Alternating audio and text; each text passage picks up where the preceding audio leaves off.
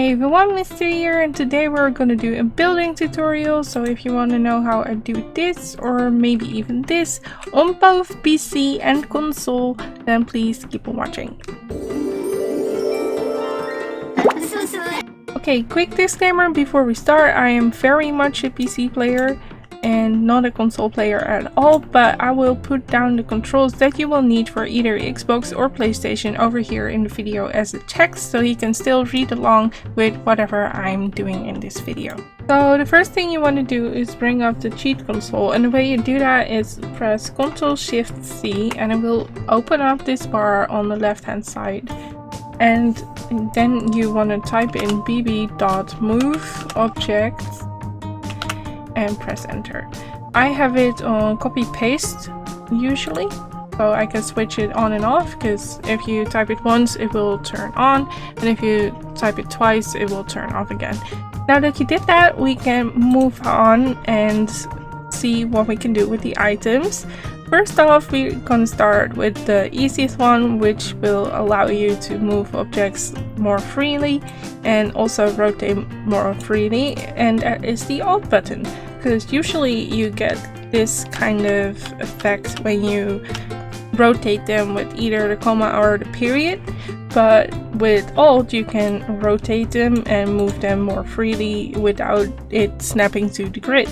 One side note, if you want to use this for plants, don't use it too closely to the foundation of your house, because it will bump the item up to the height of your foundation. Okay, so now let's do the same thing, but then on a little side table. It also works for counters or desk or other tables. Basically any surface it will work for, but as you can see, the item will snap onto it. And we don't want that. We want to place the lamp a little bit back, and I also want to place this plant on there without it clipping through my lamp. So what you want to do is place both items on there and then move away the surface, and then hold the Alt key and move your item wherever you want it. And sometimes it takes a little bit of guessing, but let's say I want to place them like this, and then you place the surface underneath it again. And I really like it. The only downside is that if you ever place this table different, you will have to move all the items separately again. Next up, I'll be moving objects up and down. So if you, let's say, have this plant and we want to place it alongside of the house just like the other ones, we will have to use either 9 or 0 to adjust the height of it.